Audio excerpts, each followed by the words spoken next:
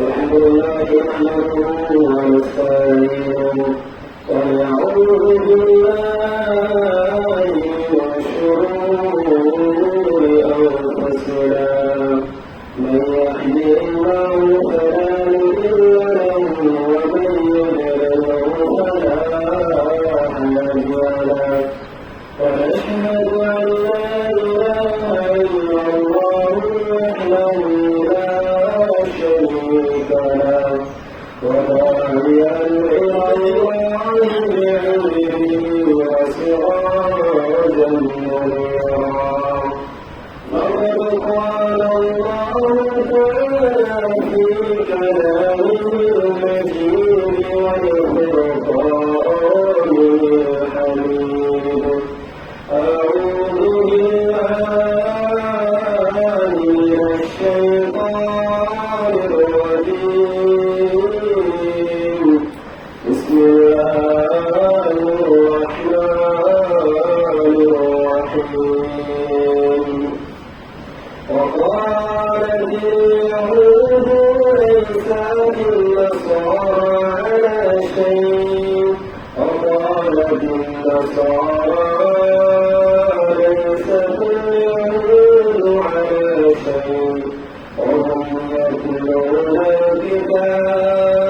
الكتاب كذلك قال الذين لا يعلمون مثل قولهم والله يحكم بينهم يوم القيامة فيما كانوا فيه يختلفون ومن أظلم ممن منع مساجد الله أن يذكر فيها اسمه وسعى في خرابها أولئك ما كان لهم أن يدخلوها إلا خائفين لهم في الدنيا ولهم في الآخرة ولهم في الآخرة عذاب عظيم ولله المشرق والمغرب فأينما تولوا فثم أجر الله إن الله واسع عليم وقال رسول الله صلى الله عليه وسلم بني الإسلام على خمس شهادة أن لا إله إلا الله وأن محمدا عبده ورسوله إقام الصلاة وإيتاء الزكاة والحج وصوم رمضان إن الله وملائكته يصلون عليه يا أيها الذين آمنوا وسلموا تسليما الله صل على سيدنا محمد وعلى آله سيدنا مولانا محمد اللهم صل على سيدنا مولانا محمد وعلى آله سيدنا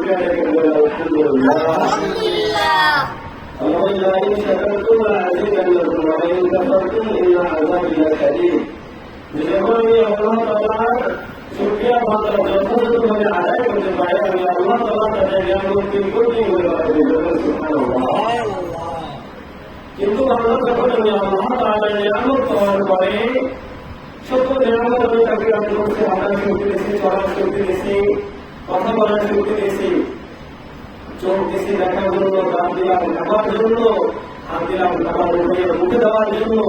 এত নিয়ামত দেওয়ার পরে আমি বান্দার কাছে কিছুই চাই না, শুধু একটা জিনিস চাইছি, ওয়া'বুদুল্লাহ ওয়া লা তুশরিকু বিহি শাইআ। আমি আল্লাহ তাআলার ইবাদত করব, কিন্তু এই ইবাদতের মধ্যে কোনো শরীক থাকতে পারবে না। ইবাদতটা মানে নিছক একমাত্র আল্লাহ তাআলার জন্য। কিন্তু এরপর আমি আল্লাহ তাআলার এই নিয়ামত দেওয়ার পরে যারা কুফরি করে, আমার থেকে মুখ ফিরাইয়া নেয়, আমার সাথে নাফরমানি করে, আমার সাথে গাদ্দারি করে, আমি আল্লাহ তাআলা তাদের দিকে নিয়ামত শুধু ফিরাইয়াই নেই না, আমি আল্লাহ তাআলা তাদের উপরে আযাব ও গজব চাপাই দেই। আলহামদুলিল্লাহ। আল্লাহ পাকের অশেষ মেহেরবানি যে আমরা আজকে জুমার দিনে মসজিদে আসতে পারছি এবং আল্লাহ তাআলার পাকে কিছু প্রার্থনা করি, প্রার্থনা আমাদের পড়ব। জনগণের একটা বড় নিয়ামত কি আমরা আজকে পায়ে হেঁটে মসজিদে আসতে পারছি। অনেক মানুষের তাদের পাও নাই, অনেক মানুষের চক্ষু নাই, কান নাই, এত মানুষ আছে না?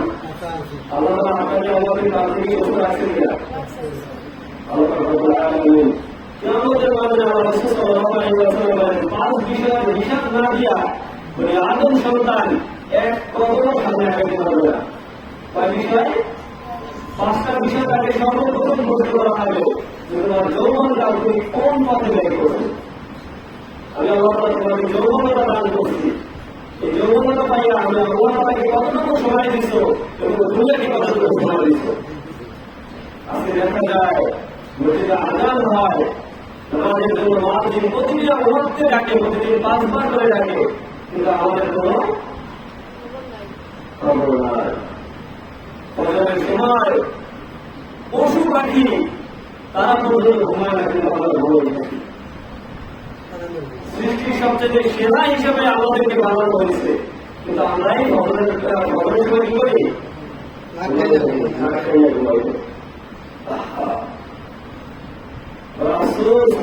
বিষয় মুসলমান আজ পর্যন্ত দিন সম্বন্ধে বুঝতে পারলো না, মালিককে চিনতে পারলো না। মালিককে না পেলে সব হারিয়ে দিবে, যাহাই করে দেখুন বারবার স্মরণ করে দিবে। মালিককে না পেলে কিছু থাকবে না, যা অর্জন করছে সব বিফলে, কোনো কাজে আসবে না।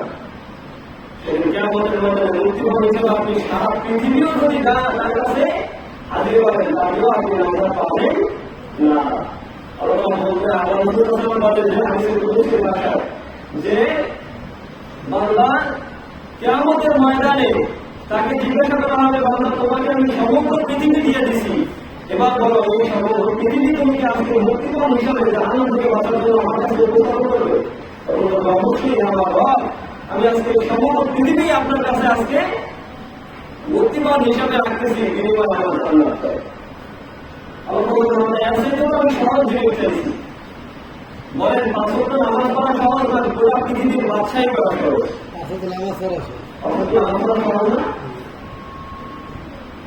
প্রেসিডেন্ট যে হয় সে জানে কতটা কষ্ট হয় রাজ্য পরিচালনা করা। বিভিন্ন প্রকার বিভিন্ন আইনের লোক থাকে, তাদেরকে সামনে তাদের রাজ্য পরিচালনা করতে হয়। কিন্তু আমাদের এত বড় দায়িত্ব আপনাকে আমাকে দেয় না। সংক্ষিপ্ত আকারে বলতে 5 ওয়াক্ত নামাজ পড়ো। যদি রমজান মাস পান, রমজান মাসে রোজা রাখো। যদি হজ ফরজ হয়, হজ করো। 5টা আছে, তাহলে মানে কয়টা? কালেমা, নামাজ, রোজা, হজ, যাকাত। এর মধ্যে 3টে জিনিস সবার সাথে সম্পর্কিত। কিন্তু আমরা এই জায়গায় যাবো। এবং এরা আমাদের সবার ভিতরে আছে। মুসলমান যারা আমরা দাবি করি, প্রত্যেকেই আমরা এটা সাথে অ্যাটাচড আছি। একেবারে কি কালিমা, এটা কি সবাই বলি। 2 নম্বরে টাকা করতে হবে, 2 নম্বরে নামাজ, আকিমুস সালাহ, এই জায়গায় নামাজ কায়েম করো। আমরা এই জায়গায় কি সব জায়গায় আমাদের ঠিকঠাক, আমরা দিনের ব্যবসা দাঁড়াই ঠিকঠাক। অবশ্য এমন তো হওয়া উচিত ছিল, যেমন দুনিয়ার বিষয় থাকবে টুকটাক, কিন্তু দিনের বিষয় থাকবে ঠিকঠাক। ঠিক না? এটা হওয়ার কথা ছিল না? মুসলমানের সরকার এটা হওয়ার কথা ছিল না? প্রতিটা মসজিদে দেখা যায় যে আযান হয়, মুসলিম পাওয়া যায় না। আযান হয়, মুসলিম করা যায় না, পাওয়া যায় না। যে যা হয়তো মনে চায় দুনিয়ার জন্য করতেছে। কিছুদিন আগে মৃত্যু কতটা হয়েছে, এসেছিলে তুমি, কেটেছিলে ভোগার তুমি, এসেছিলে গর্বে, হেসেছিলে তুমি, এমন জীবন তুমি করিবে গঠন, মরিবে হাসিবে তুমি, কাঁদিবে ভগবান। মৃত্যুর সময় যখন তুমি জন্মগ্রহণ করছো, তখন তোমার কোনো ভাষা ছিল না। এসেছিলে তুমি, হেসেছিল ভগবান, এমন জীবন তুমি করিবে গঠন, মরিবে হাসিবে তুমি, কাঁদিবে ভগবান। ইরানের প্রেসিডেন্ট কিছুদিন আগে মারা গেছে। এমন কোন ঘটনায় যখন শুনছে যে মার ইব্রাহিম রাইসি নিখোঁজ, সমস্ত জাতি তার জন্য কান্নায় নিয়ে গেছে, আল্লাহ তাকে ফিরে যাবেন। কত দোয়া কেন তার জন্য বলছে, আল্লাহ আমাদের ইব্রাহিম রাইসিকে আপনি ফিরে যাবেন। কিন্তু আপনি আমি যদি অসুস্থ হয়ে পড়ি, বয়স আসলে আপনার আমার জন্য দোয়া করবে। এখন আমরা কি করতে পারছি? জিনিসগুলো আমাদেরকে পাওয়া যায় না। মনে করেন যে দিনের কাজটা করলে আমার সময় দেয়, করলে কি আমার সময় দেয়। কিন্তু আপনি জানেন না, এই যে কাজটা করতেছেন, 3টা আঙুল মানুষ মারা যায়, কিন্তু 3টা আঙুল তার কখনোই বিদায় দেয় না। 3টা আঙুল সবসময় তার জীবিত থাকে, কেমন রাগ পর্যন্ত থাকবে। উপকারী নেককার সন্তান, সরকার জারিয়া।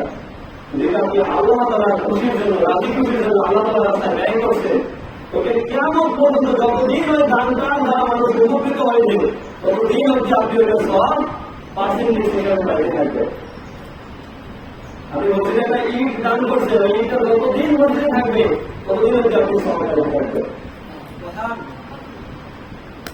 একটা রাস্তায় চলাচলের জন্য একটা পোল ভেঙে গেছে, ওই পোলটা আপনি মেরামত করে দিলেন, যতদিন অবধি ওই পোলটা দিয়ে মানুষ পারাপার হইতে থাকবে ততদিন অবধি আপনি সব বাইরে থাকবেন। দিনের বিষয়টা মূল জায়গায় সমস্যা, কোথায়? মূল জায়গায়। গাছের গোড়া যতই মজবুত হোক না কেন, যতই মোটা হোক না কেন, গোড়া ঠিক তো সব ঠিক। আপনার গোড়া যদি ঠিক হয়, যে কোনো সময় বাইরে করতে এইটাই, যে কোনো সময় ওটা বাইরে করতে ওইটার কোনো নিশ্চয়তা নাই। কিন্তু আপনার মাথা যদি চিকনো হয়, গোড়া যদি মোটা হয়, আপনার ওই গাছটা অর্থাৎ কমসে কম ভাইয়ে করবে না, কি করবে না? গোড়াটাই ছিল, আমাদের গোড়াটাই নরম হয়। আমার মাথাটা ঠিক করলেও গোড়াটা এইটাই সমস্যা মূল যাবে। আসলে তোমার এমন একটা ফেরকা বাইরে যাও, এটা হিসেবে অনেকবার মনে করাই দিতেছি, কিন্তু আপনার আদম সন্তানের একটা রোগ বলছে ভুলে যাও। নাসিয়া আদম, আমি আল্লাহ আদম বলছেন, আদমকে নাসিয়াত করতে গিয়ে সে ভুলে গেছে। আল্লাহ তাআলা নিষেধ করছেন, কিন্তু তারপর মনে নাই, ভুলে গেছে। তো আদম সন্তান আমাদের একটাই রোগ, আমরা কোনো জিনিস মনে রাখতে পারি না, বুঝতে পারি। আজকে মসজিদে আলোচনা হয়েছে, মসজিদের বাইরে গেলাম, একদিন হয়তো মানুষ ধীরে ধীরে নামাজ পড়তে আসে, কিন্তু এরপরে 2-3 দিন যখন চলে যায় ওই কথা বলে ভুলে যায়। নামাজের কথা বললে মসজিদে হয়তো 2 দিন মুসল্লি পাওয়া যায়, এরপরে আমার 2 দিন যাইতে না যাইতে মুসল্লি আবার বিদায় নিয়ে গেছে। এমন একটা জাতি পৃথিবীর ইতিহাসে সবচাইতে নিপীড়িত জাতি এখন হচ্ছে মুসলিম। কথা কি বলবো না? সবচাইতে এখন নিপীড়িত নির্যাতিত জাতি হচ্ছে এখন মুসলমান। ঘাটে ঘাটে অপমানিত হয়, অপদস্থ হয় মুসলমানরা, জায়গায় জায়গায় আজকে মুসলমানরা হয়ে থাকে। শাসকের মতো শাসক একজনই যথেষ্ট, হয়তো কোন একদিন আবার আমরা পাইতে পারি। আবার ভারতের মতো শাসক পৃথিবীর জমিনে আর মনে হয় কোনদিন আসে, একাই ছিল একজন।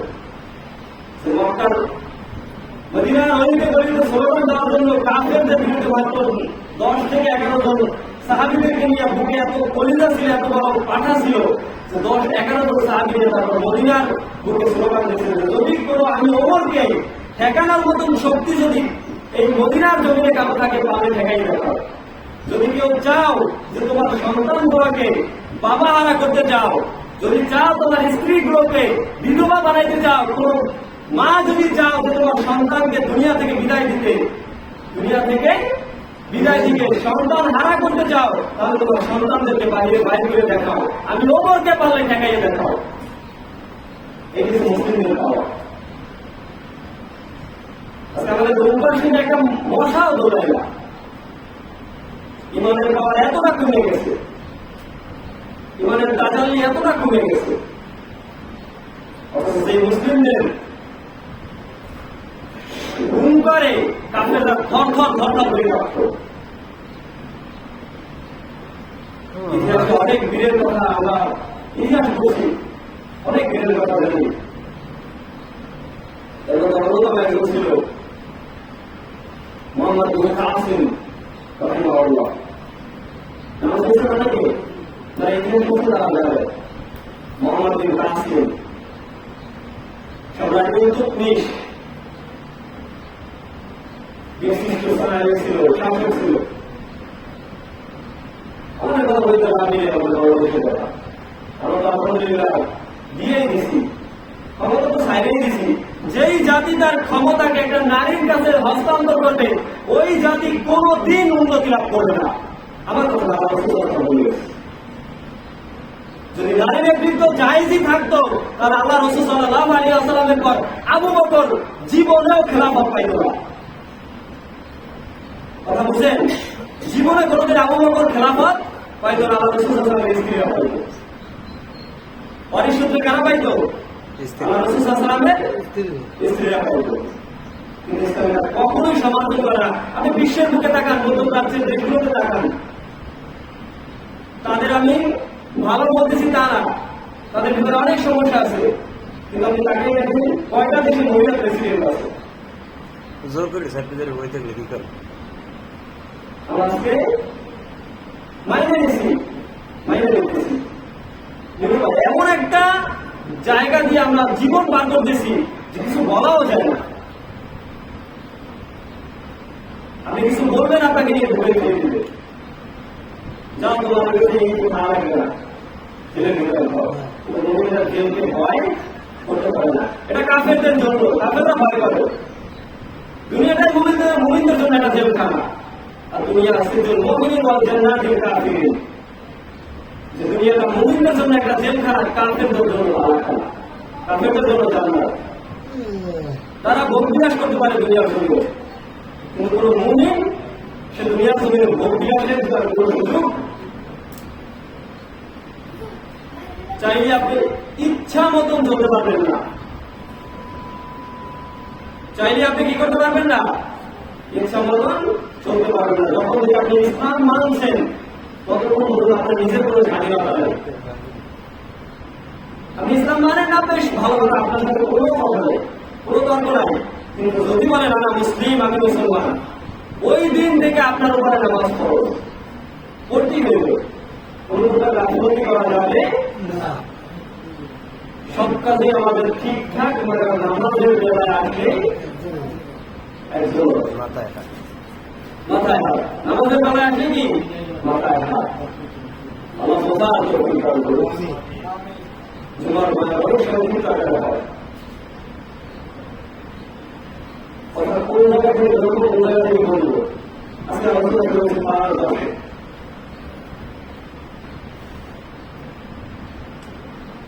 এক ভাই একটা কমেন্ট করছিল, অনেকদিন আগে বলছিলাম যে 3 ঘন্টার একটা সিনেমার হলের একটা টিকিট, এই 3 ঘন্টার সময়টা আমাদের কাছে খুব সংক্ষিপ্ত হয়ে যায়। 3 ঘন্টার একটা সিরিয়াল কি হয়, অনেক সংক্ষিপ্ত হয়, বাগান জুমার দিনে 20 মিনিটের লেকচার অনেক কঠিন হয়। 20 মিনিটের বয়ান কি অনেক লম্বা হয়। আমাদের কাছে 20 মিনিটের বক্তব্য ভালো লাগে না, কিন্তু 3 ঘন্টা, কারণ আপনাদের তো টাকা ইনভেস্ট করছি, আমি টাকা ইনভেস্ট করছি না।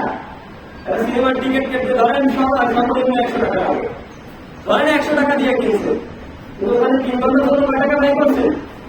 100 টাকা ব্যয় করছে। এজন্য আপনার ওইটার প্রতি মায়া, যে আমাকে এটা আমার এই 100 টাকার হক আদায় করতেই হইবে। আমরা দিনের বিষয়ে গাফলতির অন্যতম কারণ হচ্ছে এখানে আমাদের কোনো ইনভেস্ট করা হবে না। মসজিদে আসলে টাকা দেওয়া লাগে না তো, যদি প্রতিদিন বলতো যে 5টা করে 10টা করে দেওয়া লাগবে তাহলে ঠিকই আসে।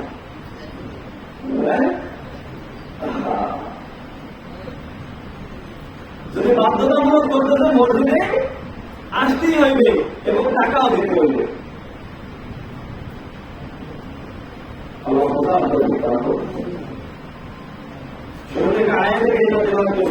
বলেন যে ইহুদিরা বলে যে খ্রিস্টানদের কোন ভিত্তি নাই, এবং খ্রিস্টানরা বলে ইহুদিদের কোন ভিত্তি নেই। অথচ ইয়াতলুনাল কিতাব, তারা দোনো দলই কিতাব পাঠ করে, দোনোজনই তাওরাত এবং ইনজিল দোনোজনই কি তেলাওয়াত করে। কিন্তু এরপর তারা নিজেদের মধ্যে কি করে মতভেদ করে যে তোর কোনো ভিত্তি নাই, ইহুদিরা বলে তোর কোনো ভিত্তি নাই, খ্রিস্টানরা বলে তোর কোনো ভিত্তি নেই। আল্লাহ বলেছে দুনিয়ার জন্য যেই বিষয় তোমরা মতবিরোধ করো না কেন, আমি আল্লাহ তাআলা কিয়ামতের ময়দানে সব ফয়সালা করে দেব। সব কি করবে? ফয়সালা করবে। আপনি দুনিয়ার জমিনে যত তর্ক বিতর্ক করেন, আপনি একটা তর্কে হাইরে গেছেন, ওই বিচার আল্লাহ তাআলা কিয়ামতের ময়দানে বসাইবে। পাই সেদিন কিয়ামতের ময়দানে আল্লাহ তাআলা আপনার আমার হিসাব নেবেন। আমি দুনিয়ার জমিনে যেগুলো বিচার পান নাই, হয়তো উপরস্থ কর্মকর্তা আপনাকে আপনার উপরে জোর করে কোন একটা জিনিস চাপাই দিয়েছে, কেমন করবেন আল্লাহ ওইটা ওই মামলাও দায়ের করবে, হাজির করবো ওই মামলাও, এবং দুটো পক্ষকে সেদিন হাজির করবে।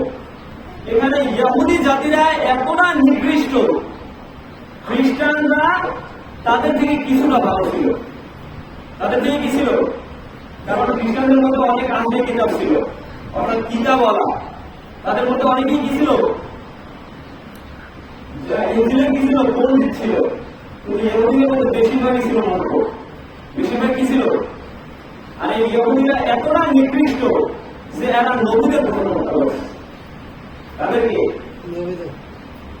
ওলামায়ে কেরামদেরকেও এরা মানতে পারছে। এমন কোন অপকর্ম নাই যা এরা করে নাই। এই দুই দলের দামের মধ্যে তারা দুইজন নবীর নবুয়তকে অস্বীকার করছে। খ্রিস্টানরা যখন বলছে যে ইহুদিদের কোনো ভিত্তি নাই, এর দ্বারা তারা হযরত মূসা আলাইহিস সালামের নবুয়তকে কি করছে? অস্বীকার করছে। ইনজিল ইহুদিরা যখন বলছে যে ওয়াকালাতিন নাসারা লাইসাতিল ইয়াহুদু ওয়াকালাতিল ইয়াহুদু লাইসাতিন নাসারা আলা শাই, যে ইহুদিদের কোনো ভিত্তি নাই, এ দ্বারা তারা কাকে অস্বীকার করছে? মূসা আলাইহিস সালামকে। আর ইহুদিরা করছে ঈসা আলাইহিস সালামকে। অথচ দুজনই কিতাবের পণ্ডিত ছিল। মূসা আলাইহিস সালাম, ঈসা আলাইহিস সালামের অনেক আগের নবী ছিল, তারা অনেক আগে বনী ইসরায়েলের মধ্যে নবুয়ত পায়। তো এই বিরোধের মধ্যে তারা সবাই পণ্ডিত ছিল। আল্লাহ তাআলা পূর্বে অনেক আগেই জানাই দিয়েছেন যে আমি আল্লাহ তাআলা ঈসাকে নবী হিসেবে দুনিয়ার জমিনে প্রেরণ করব। আমি ঈসাকে কি করব? নবী হিসেবে প্রণয়ন করব, দুনিয়ার জমিনে কি করব? প্রেরণ করব। এবং ইনজিলে আল্লাহ তাআলা স্পষ্টভাবে জানাই দিয়েছে যে মূসা আলাইহিস সালাম আল্লাহ তাআলার নবী, আর মূসা কালিমুল্লাহ। এটা তো শুনছেন, বুঝেন না? কালিমুল্লাহ অর্থাৎ আল্লাহ তাআলার কথা। কার কথা? আল্লাহ তাআলার কথা। আয়াত অনেকগুলো আয়াত, 4-5টা আয়াত দিয়েছিলাম, কিন্তু আয়াতগুলো আলোচনা করা সম্ভব না, কারণ নিজের মধ্যেই এখন ফিলিংসটা কাজ করে না। একটা আলোচনা করার জন্য ফিলিংসের দরকার হয়, ফিলিংসটাই পাই না। কারণ মুসলিম আজান হয়েছে কয়টা বাজে? 12টা 15-তে আজান হয়েছে, কিন্তু মুসলিম আছে 1টা 10 এরপর ঘরের কথা থেকে আমি সাড়ে কথা বলি।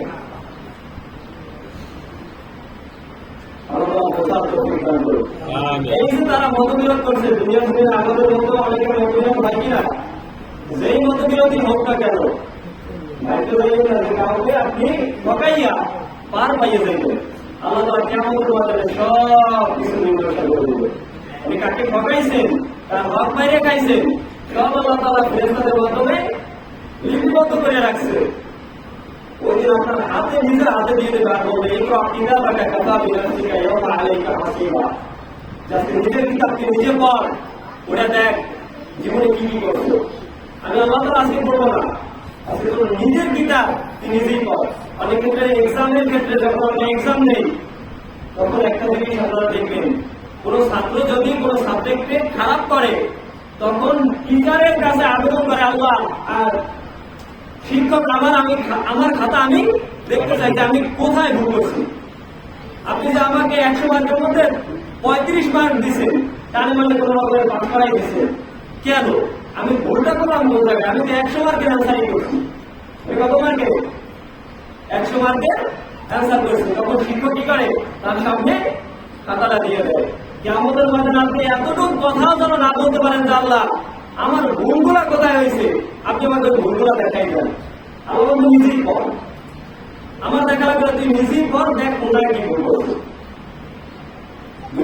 দুনিয়া মাযরাবুল আখিরাহ, দুনিয়াটা হয়েছে একটা আখিরাতের ফসল কামাই করার জায়গা। এক্সামের মতন একটা হল তৈরি করে আল্লাহ তাআলা দুনিয়ার জমিনে সকলকে ছাড়াই দিয়েছে।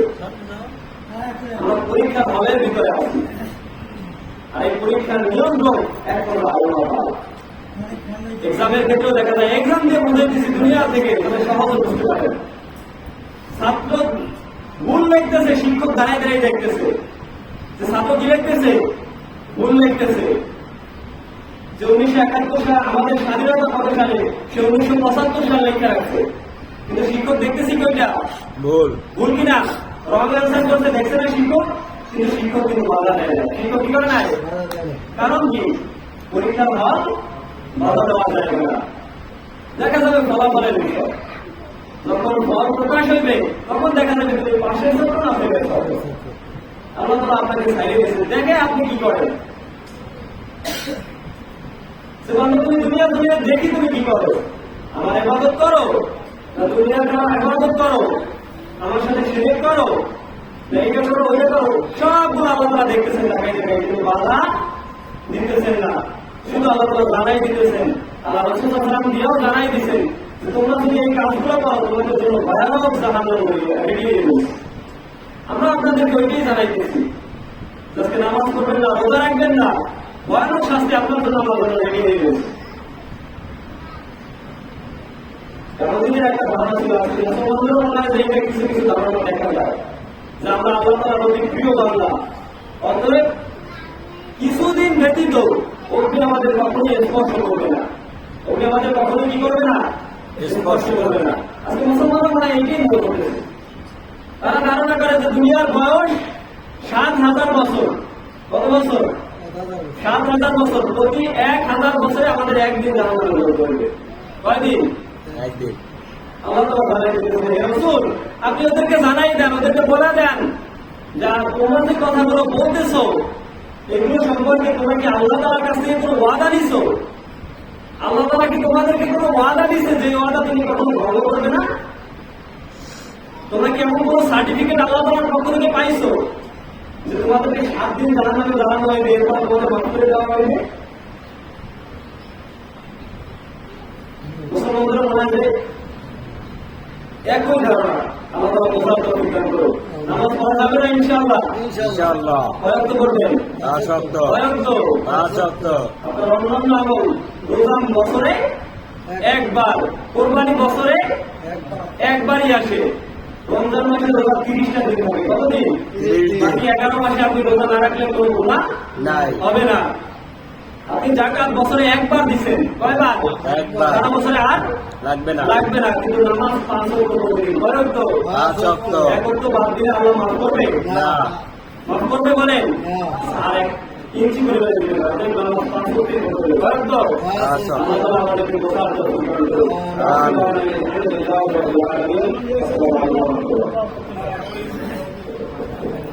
ওই। কি করবে? ওকে, ইয়ে আছে।